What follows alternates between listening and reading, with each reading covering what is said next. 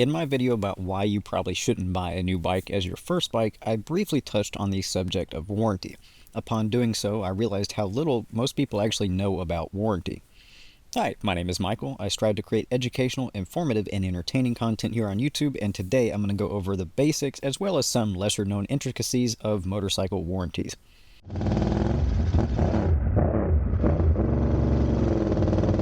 First, an obligatory disclaimer. I do have experience dealing directly with some manufacturers with warranty issues, those companies being Yamaha, Honda, and Kawasaki.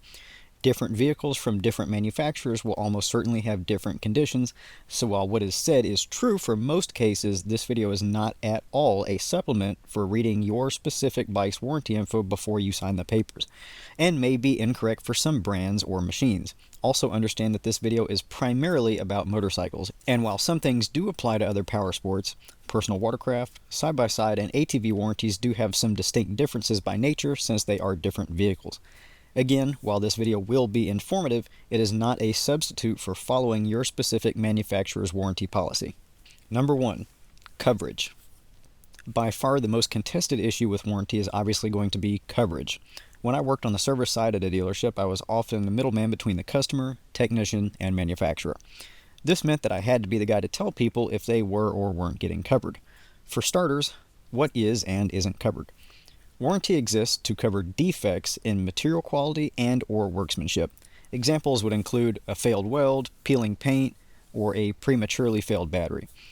Warranty does not cover service, like an oil change, new tires, new brake pads, etc. Some warranty repairs may include an oil change or any of those items, but the wear or replacement must be caused by a faulty part, not just normal use. Warranty also does not cover you abusing the crap out of something to the point that it fails, nor does it cover you wrecking it. This tends to be more of a complaint for the side-by-sides when people roll them on Memorial Day. Number 2. Voiding coverage. Warranties come with stipulations about things that will void your warranty. Usually modifications, but also riding habits, which I'll get into in a bit. The general rule of thumb is that while technically a modification will void your warranty, the general practice among manufacturers I've worked with is that you will be covered as long as what you did wouldn't have caused the issue. For example, if you put new levers on and your motor blows up at 800 miles due to a defect, you'll probably be covered. If you put a full exhaust on and a Chris Moore tune on it and blow your motor, it won't be. So in general, if you want to maintain your warranty, don't modify it at all, but for the most part, any non-performance mods should be fine. Warranty coverage is dealt with on a case-by-case basis, and we're required to send photos of the unit in as a prerequisite to coverage, so it's unlikely the manufacturer won't know about the modification. Voiding coverage is not insanely easy, but people do manage to do it all the time. Just exercise common sense, and if you have questions, ask your dealer because they will have experience with what your manufacturer is typically okay with or not. Number 3. Dealership's fault. This one is personal to me because I got yelled at by people who thought we, as a dealer, were the ones in charge of accepting or denying warranty. I'm sure there's a brand out there that I'm not familiar with who operates differently, but as far as the brands I dealt with and most of the brands I know of, the dealership has zero say in what is or isn't covered. There are some instances like goodwill coverage, which I will cover shortly, where there's a slight exception, but 99.999% of the time, the dealer's input means quite literally next to nothing. Not to say that the manufacturers don't listen to our technicians' input, but the decision is not made by us, and all we can do is perform the tests we're asked, answer the questions they ask us, and they use that information to come to a conclusion. Number 4. Goodwill. Most manufacturers have some form of goodwill authorization, where they may choose to cover things they're not obligated to. Most of the time, these cases are when the owner is just slightly outside of their warranty, but there are times where a manufacturer may go above and beyond expectations or requirements. I will take a moment to shout out Kawasaki here, as they were by far the best I dealt with as far as ease of coverage process and goodwill. I remember a handful of times they elected to cover damage that was without a doubt 1000% caused by the customer. I'm not saying that Honda or Yamaha or any other brand did not do this, but Kawasaki did do this pretty regularly considering. This is not at all saying that Kawasaki will cover your vehicle outside of warranty. We are still talking about a very uncommon situation, but compared to other companies I have dealt with, Kawasaki really does just want to get people back riding. Remember earlier when I said that sometimes dealers have a slight input in warranty coverage? This is goodwill. Some manufacturers may only do a goodwill claim if the dealership is willing to cover some of the cost as well to show good faith. And while I personally think this is dumb for reasons I'll discuss at a later point, a dealer's unwillingness or inability to shell out money to cover the repair may lead to a lack of goodwill coverage. Number 5. Time expectations. Unfortunately, warranty repairs are typically a week or two minimum and could drag on for years in the worst possible case. Part of this is because of the back and forth between the dealer and manufacturer that is needed before parts are even ordered. If you have a shop that is super fast and super dedicated, you may have parts ordered within the first 2 to 3 days from the time of drop-off. The reason parts aren't ordered immediately is that without confirmation of coverage by the manufacturer, the dealer is putting themselves in a position where they may have a part they cannot return or may not get paid for at all. Warranty tickets are written up differently, at least at the shop that I worked at, than a regular repair order because it then has to be sent to the manufacturer afterwards. And we do not get paid on the repair until it is complete, meaning we ordered and paid for the parts, but when the repair is done, we submit the order to the manufacturer and they reimburse us. This is also why a dealer will not order recall parts ahead of time in most cases, although recalls will be touched on again in a bit. Also worth noting, just because you need a part does not mean the manufacturer has one. I distinctly remember waiting 1.5 years for a Tenere 700 meter, 2 years for a decal, and a year for a side-by-side roof, and more horrors I prefer not to think of. As a reminder, your dealer is under contractual obligation to repair your vehicle with only their OEM parts and are supposed to be in possession of your vehicle until the repair is complete. While there are and have been exceptions, once it's in there for warranty work, it's likely to remain there. A dealer has no interest in keeping your bike there as it adds liability and costs money, so please understand that if your warranty issue is dragging on, it is highly unlikely to be your dealer's fault. Number 6. Recalls. Recalls and warranty are not the same, but some people are often concerned that if they do not get a warranty, recall work will not be done.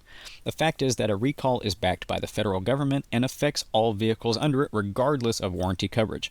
A recall never expires, and it is an entirely separate process from warranty. Like warranty, the wait time depends on the parts with one additional hurdle.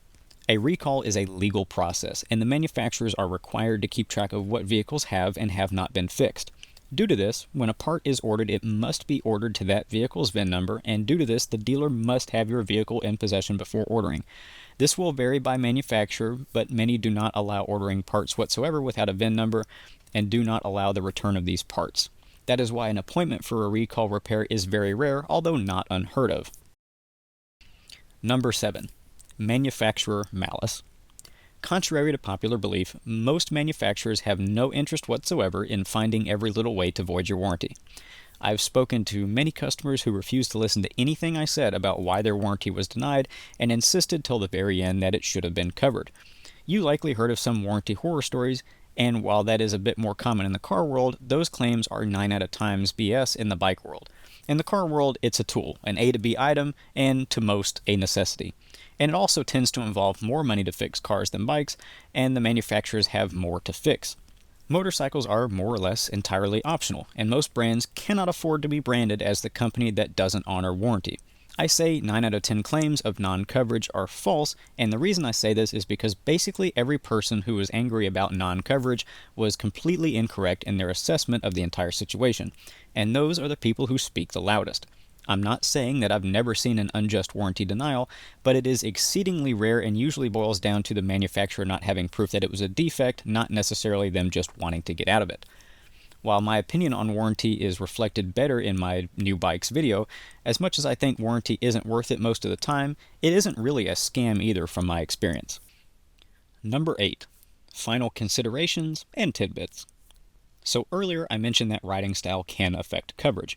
Here's where I elaborate on that. On some new bikes, the manufacturer can see some signs of how you ride. I recall one instance where we determined that a customer repeatedly held his bike on the rev limiter before it overheated.